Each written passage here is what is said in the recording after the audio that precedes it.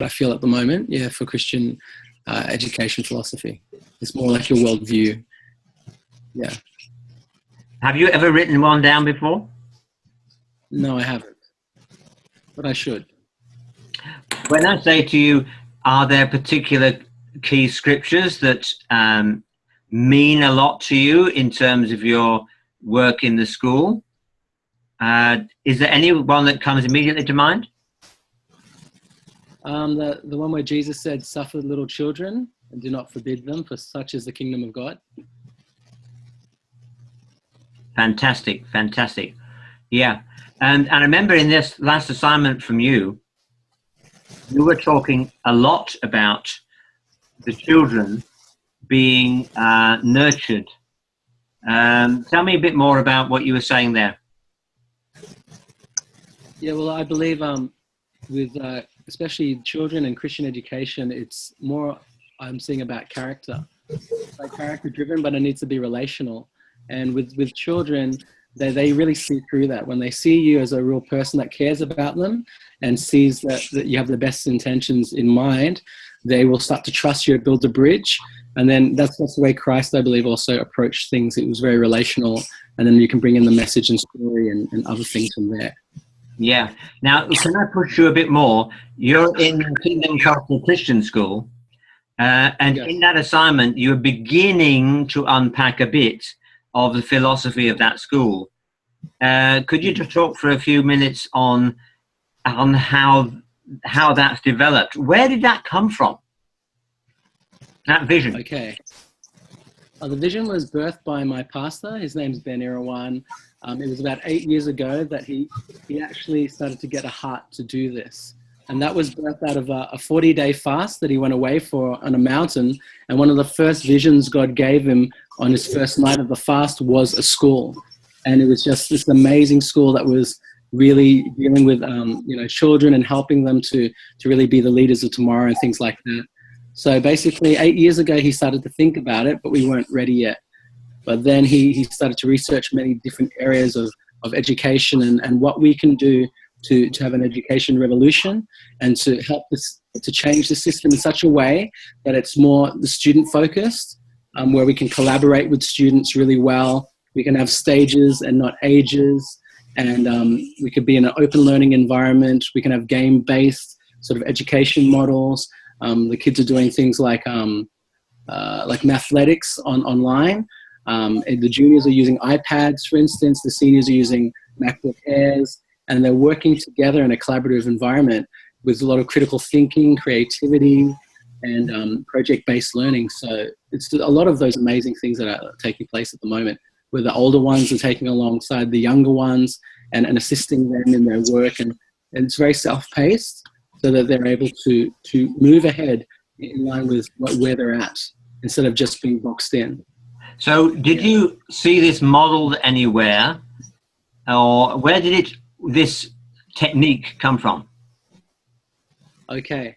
Well, Pastor Benny, he did look at schools over season in the Netherlands and other places like Finland and other places where they have great excellence in education and they're ahead of the curve. So he did check out a lot of those different places and see even the history of education, what they did before and what worked and what actually could be done to make it better and to improve, things like that. Yeah. Well, you've hit a bit of a chord, and please interrupt others but I'm onto something here. On the website, have you landed upon Ken Robinson? If you haven't, you must find Ken Robinson. One of the things he says is he's basically trying to demolish the sausage machine type of school, which forces all the kids to come in a particular shape and come out the other end at a particular time, all looking the same. He says that model is really designed for the industrial age, when everybody needed to be conformist and to stand or sit by a machine and do the same thing day in, day out. I mean, he's a little tongue-in-cheek on that, but I'm sure there's some truth there. And he basically says, look, why are we perpetuating this model if we no longer have the industrial age for the students to go to. So he is basically saying, come on, educators, we need to have an educational revolution. So when I listen to Miguel, he sounds as if he's probably treading on the thin ice of an educational revolution. And that's what is powering their school. And obviously, it's got into Miguel's psyche, or into his philosophy. So basically, what about it, folks? You know, I would love to think that when you're writing this assignment, you're actually fueling your own vision for the educational revolution that you will personally be a part of. I mean, Parker Palmer says one of his big theses is that we as teachers are revolutionaries. We're not here as passive to basically do and die, but we're here to change and bring about transformation in the lives of kids. Anyway, look, I saw a message that came up there saying that time is about to evaporate. It said 10 minutes, which I found a bit short-changing. Have you got this on your screen? 8 minutes, 59 seconds to go. Yeah. Okay. Well, look, let's use those 8 minutes. I will shut up. Who is next? We haven't heard from Jeremy. You've been very patient. Anything you want to contribute or add or question? This is great. Could you, Dr. Jim, could you just talk a little bit about that part 2? Same sort of thing, but on part 2. Yeah. Now, part 2, which is 60%. Now, in the past, that has proven to be a big challenge. In fact, the philosophy, part 1, is relatively easy because it's each of us just writing and reflecting about ourselves. But number 2 is a little harder academically, if you like. But I suspect from Miguel's experience, he's probably going to be a bit on the home straight already. He says, discuss teaching and learning methodologies. That's a very broad phrase. Supporting pedagogies. In other words, how do we teach and how does teaching and learning get organized?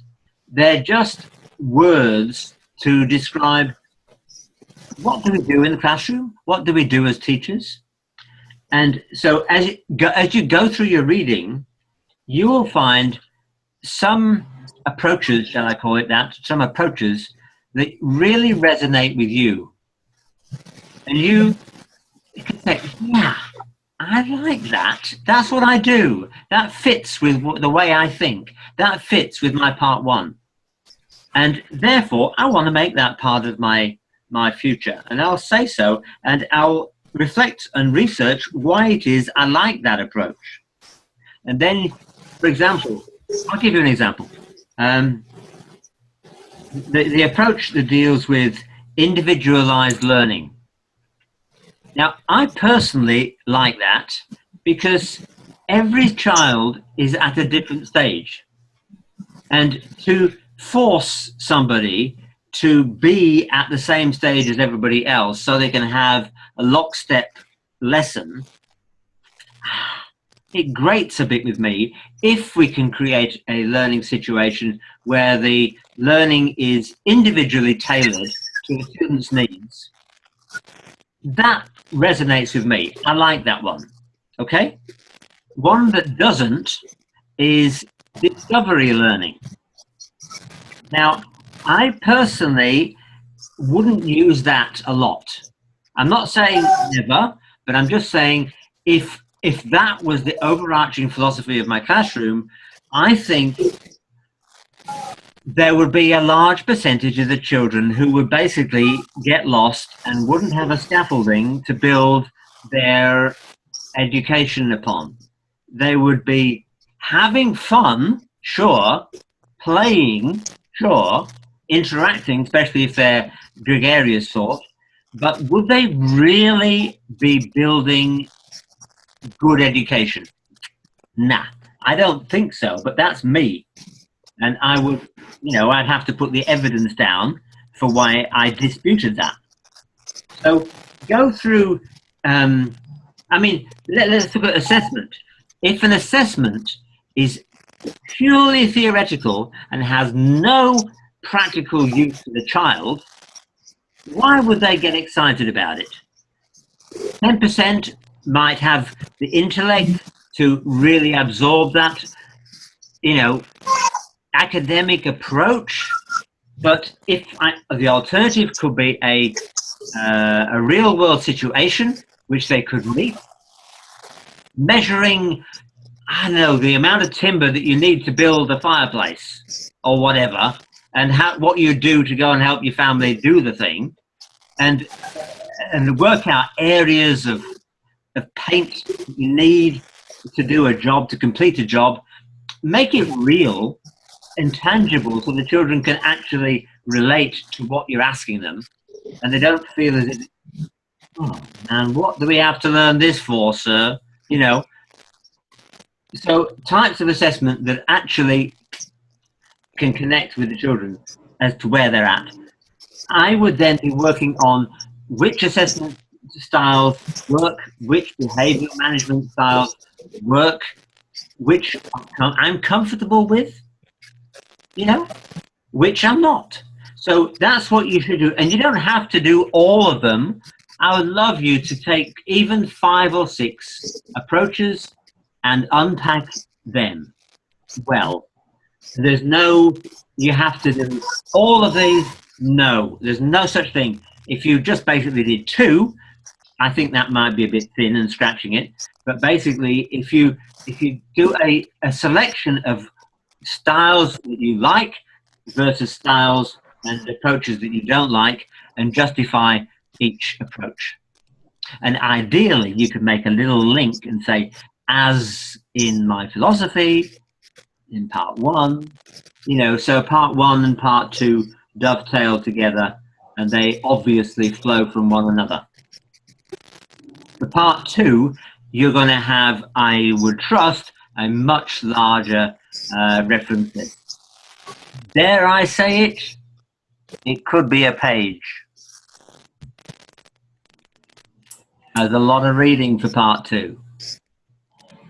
A lot of reading, okay. Okay. How about, can I ask a question? Yes. Actually, I have 2 questions. The first one regards the latest thing you said about the readings. There are some readings that you indicated in, there's a bibliography that you indicated. Can we just make reference to that? No. Or are there other readings that you suggest we should? I would go from Moodle, use that as a leaping off point, find some references there, look at the bibliography at the end of each of those articles, and the bits that intrigue you, go and research there. Go to the library, go to the online journals, type in the topic that you're interested in, and see what comes up, and start reading, doing research from scratch yourself. Yeah. And can I ask the second question as well? Yes, you've got 1 minute, 40 seconds. Yes. Can you please give some references with respect to scriptures, like where, like any biblical references I can make reference to? I love that. Or send me an email about it. Yes, I love that. And I will do that. Jeremy is saying Proverbs 22. Yeah. I'll put them on Moodle, okay? Fantastic, thank you. But look, seriously, Anita, that is not a large part of part 2. You might be referencing 2 or 3 in part 1. But that's not a law, it's just a suggestion. Okay. Okay? Thank you. Well, look, thank you, Jeremy. ladies and gentlemen, I have loved this time. I hope you have too. I just remembered to press record a few minutes ago, so I'm going to try and make the recording available to those who couldn't be with us tonight. God bless. And look, keep them coming. Keep one-line emails. I love the one-line questions. I don't want an essay, please. I'll mark enough of those online. God bless. Good night. Thank you, everyone. Bye-bye. Bye-bye. Have a good night. Less than 1 minute upgrade to Pro. No thanks.